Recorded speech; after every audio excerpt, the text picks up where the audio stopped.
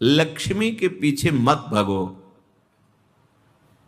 प्रभु के भजन में लग जाओ। लक्ष्मी मां है, वो तुम्हारी सेवा करने लगेंगे। प्रायः सब लक्ष्मी पति बनना चाहते हैं। ध्यान से देखो, लक्ष्मी के स्वामी धनाभिमानी कभी नहीं बन सकते। लक्ष्मी जी ने किसी का वर्ण ही नहीं किया। जब समुद्र से प्रकट हुई तो सब विराजमान थे। लक्ष्मी जी ने उनका वर्ण किया जो लक्ष्मी जी की तरफ देख भी नहीं रहे थे, श्री भगवान का। लक्ष्मी मां है, जगत माता है। मूढ़ता इसीलिए कहा है, कुत्र विमूढ़या सिरे, ए विमूढ़, मूढ़ता छोड़। मां को तू कैसी भावना से देख रहा है? सब लक्ष्मीपति बनना चाहते हैं। अरे लक्ष्मीपति हैं वो तो केवल श्री हरि है, दूसरा नहीं। लक्ष्मी के स्वामी केवल भगवान श्री हरि हैं। भगवान के ना चाहने पर भी उन्होंने भगवान का ही वर्ण किया। आप दासत्व स्वीकार करके प्रभु का जब भजन करेंगे तो लक्ष्मी मां है, आप उनके पुत्र हैं। वो भरपूर आपको जो कुछ चाहिए वो सब दे देंगे। बात मानो, समझो। मायापति है श्री कृष्ण, और आप मायापति बनना चाहते हैं, थप्पड़े मारेंगी।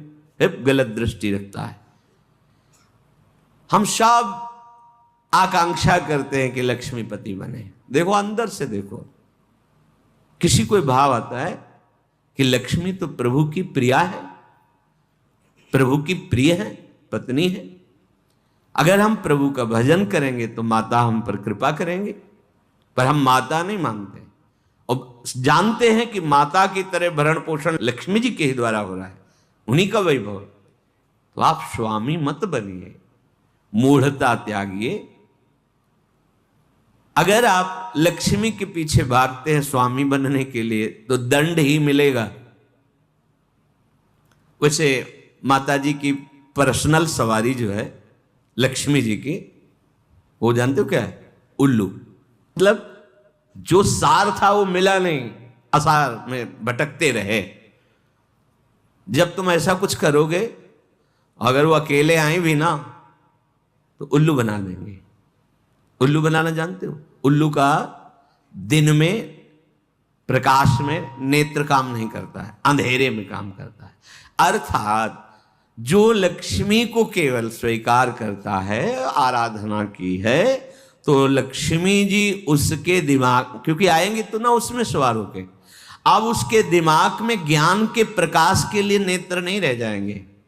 अज्ञान अंधकार में उसका काम करेगी बुद्धि। क्या ये भोग लूं, ये ऐसा करूं, अभिमान बढ़ाने वाला, वासना बढ़ाने वाला, दुर्गति में पहुंचाने वाला कार्य प्रारंभ हो जाएगा।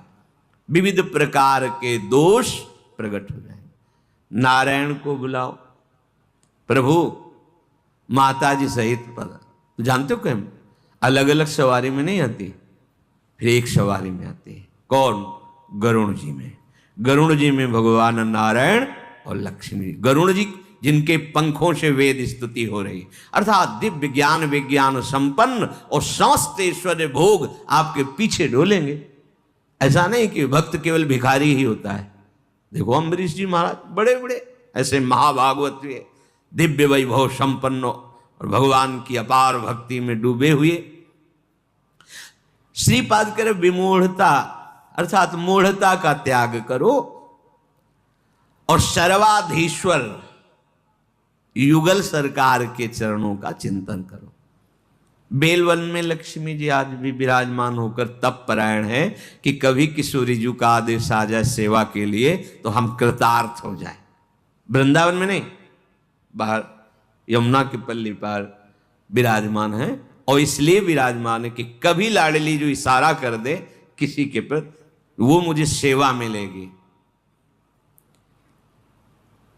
विहाय वृंदावन मिंदिरादि भी सुदुर्लभम कुत्र विमूढ़याश्रय। आशा छोड़ो तुम और न किसी से, हमारे लाडली लाल के चरणों का आश्रय लो। तो कह रहे हैं परम सुदुर्लभाश्चात्र मिलंति भक्तया। परम दुर्लभ प्रेम भक्ति भी मिलेगी और ऐश्वर्य भी मिलेगा। ये जब आप प्रिया प्रीतम के चरणों का आश्रय लिए वृंदावनाधीश्वर श्यामा श्याम का भजन कर रहे, तो क्या नहीं मिल जाएगा आपको। बड़े सद्गुण हैं, पर भगवत चरणारविंद की शरणागति नहीं, भजन नहीं, क्या होगा इससे। ये तो बाहरी सद्गुण है, इससे क्या होगा। अगर प्रभु के चरणों का आश्रय नहीं तो ये बाहरी सद्गुण भगवत प्राप्ति थोड़ी करा सकते हैं। और मनुष्य जीवन का चरम और परम लाभ भगवत प्राप्ति है। रूप विभवई, बड़े रूपवान हो, देह भाव से अपने रूप को देखकर गर्व करते हो कि मैं बड़ा सुंदर हूं। कितने दिन टिकेगी सुंदरता, दुर्गति ही करवाएगी। क्योंकि देह भाव से सुंदरता का आरोप मैं में कर लेने से भोगों की प्रियता बढ़ती है। भोगों की प्रियता दुर्गति का कारण है, बुद्धि का भ्रष्ट हो जाना है, सत्य वस्तु से पतित हो जाना है। तो किम रूपई, बड़े रूपवान हो, उससे क्या होगा। बार बार दर्पण में अपने रूप को देखकर गर्व करोगे और विषय प्रियता बढ़ेगी। श्रीपाद कह रहे हैं किम दानम, आप बड़े धनी हो, आपको गर्व है कि मैं गरीबों को देता हूं या किसी को भी देता हूं, इससे क्या होगा। तुम्हारा अभिमान पुष्ट होगा, तुम्हें जो पुण्य का है वो और लाभ मिलेगा। 1 की जगह 1 लाख दे देगा। इतने में तुम अभिमान से युक्त हो, और बढ़ जाएगा तो और अभिमान बढ़ेगा, तो होगा क्या, दुर्गति। क्या होगा। सोचो, जिनका कोई अपराध नहीं था, बराबर गौदान करना, स्वर्ण से खूण मढ़वाकर, सींग मढ़वाकर दक्षिणा देना, घर दान करना, दान में ही लगे रहते थे महाराज नृग। चूक हो गई, जो ब्राह्मण दान नहीं लेता था उसकी गाय आ गई गौशाला में, उनको क्या पता, उन्होंने किसी ब्राह्मण को दान कर दिया। जिसने दान लिया वो लेके जा रहा था, जिसकी गाय थी वो कभी दान लेता नहीं था। उसने कहा ये तो गाय मेरी है, बोले नहीं ये तो मेरी है क्योंकि अभी महाराज नृग ने दिया है, चलो महाराज के पास। वहां गए, उसने कहा महाराज आपने गाय हमें दी, हां दी। उसने कहा महाराज फिर ये गाय मेरी है, ये आपकी नहीं है, आप हमारी गाय वापस करें।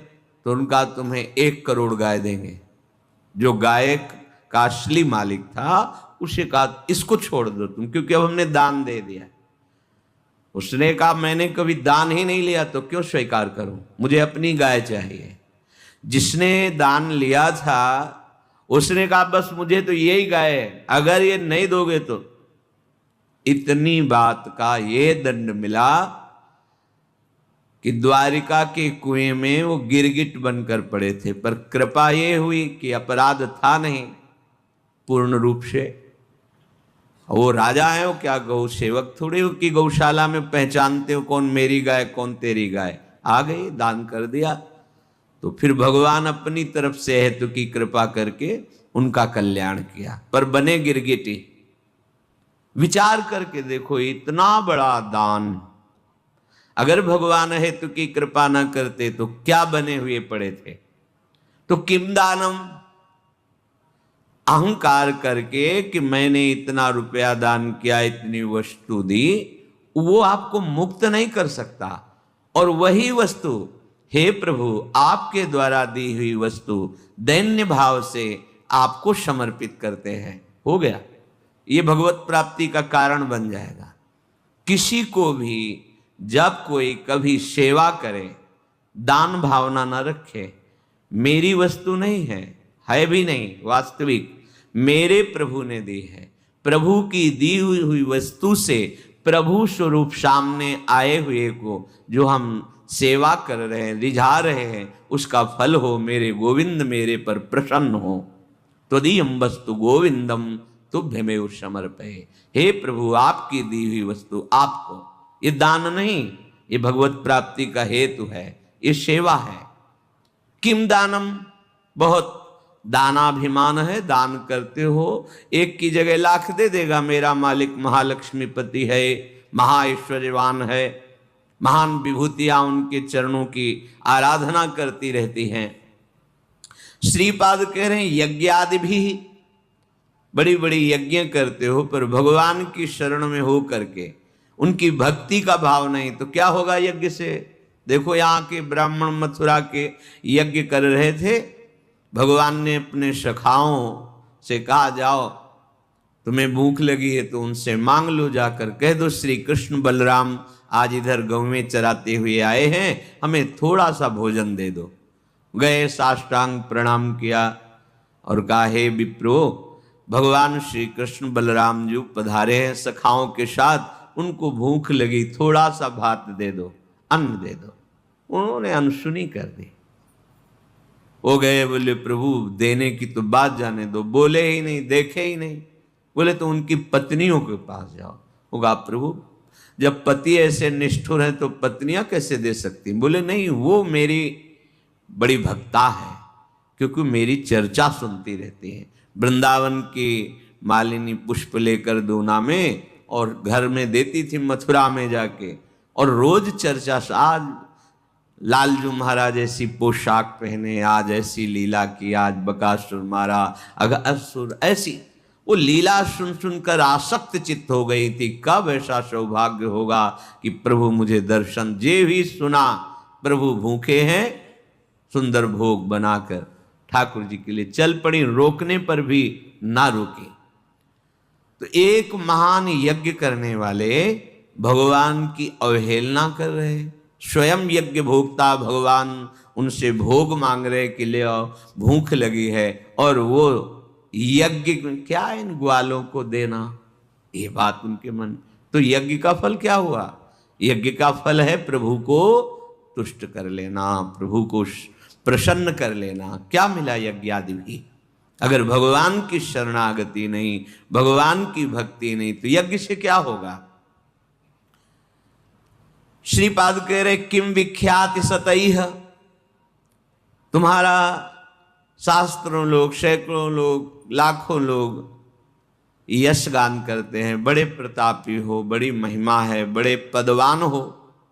कितने दिन टिकेगा ये पद? कितने दिन तुम्हारा शरीर टिकेगा? परिवर्तनशील संसार है, छूटेगा पद, शरीर भी छूटेगा और लोगों की बुद्धि भी परिवर्तित हो जाएगी। बराबर यश बना ही नहीं रहता, ये माइक है, ये सत्य सच्चिदानंद नहीं है, वाह वाही 4 दिन की चांदनी है, इसका कोई महत्व नहीं। जो इसके महत्व में फंस गया वो भगवत महत्व को खो देता है।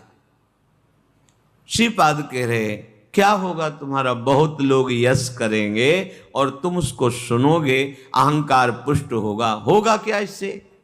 श्रीपाद कह रहे किमुग्र तपस्या किम, बहुत तुमने उग्र तपस्या की और भगवान के चरणों की भक्ति नहीं, तो क्या? देखो हिरण्यकश्यप ने ऐसी उग्र तपस्या की कि ब्रह्मा जी को आश्चर्य हो गया। दिव्य दृष्टि से देखा तब दिखाई पड़ा कि जहां वो तपस्या कर रहा था वहां दीमक का पिंड हो गया, उसके ऊपर कुछ घास आस जग गई थी। हिरण्यकश्यप दिखाई नहीं दे रहा था, कमंडल का दिव्य जल डाला तब वो प्रकाशित हुआ। ऐसी उग्र तपस्या करने वाला भगवद विरोधी क्या हुआ? बड़े बड़े महर्षि जन तपस्या के द्वारा जिन प्रभु के चरणारविंद का दासत्व प्राप्त करना चाहते हैं, वो तपस्या सार्थक हुई, केवल तप का अभिमान बढ़ा, तो ऐसी उग्र तपस्या से भी क्या? देखो कोई अपराध अम्बरीश जी ने नहीं किया, तपस्या का थोड़ा सा भाव होने के कारण कि मैं महान तपस्वी, कृत्या पैदा कर दी। ऐसे निर्मल भक्त को दंड देने के लिए उतावले हो गए दुर्वासा जी। परिणाम सब सुनते हैं, क्या होगा? श्रीपाद कह रहे न्यास योग आदि भी बहुत आपको ज्ञान है, करन्यास, ये न्यास योग, लेकिन प्रभु के चरणों में प्रेम नहीं तो क्या? 1400 वर्ष अपनी मृत्यु पर विजय प्राप्त करके योग के द्वारा जीवित थे। चांगदेव बड़ा प्रभाव, सिंह पर बैठकर सांप की चाबुक लेकर ज्ञानदेव जी महाराज को अपना प्रभाव दिखाना चाहते थे। क्या हुआ? एक भगवत प्रेमी महात्मा के सामने सब योग सिद्धि निष्फल हुई। शरणागत हुए, शिष्य बने कि अभी तक तो मेरा जीवन व्यर्थ ही गया। योग का प्रभाव है प्रभु के प्रेम में डूब जाना, प्रभु के चिंतन में डूब जाना। योग की सार्थकता है आत्मस्वरूप, परमात्मा स्वरूप भगवत चरणारविंद की प्रीति होना। कोई भगवान शंकर से भी बढ़कर योगी है क्या? 88,000 वर्ष की समाधि एक बार में लगती है। शंकर सहज स्वरूप समारा, लाग समाधि अखंड पारा। ऐसे योगिंद्रों मुनिंद्रों के गुरु देवाधिदेव महादेव जिनके चरित्र का गायन करते हैं, जिनके चरणामृत को अपने मस्तक पर धारण करते हैं, जिनका नाम, जिनकी लीला भूमियों में विचरण करते हैं, लीला चरित्र में आसक्त हैं, यह है योग का फल।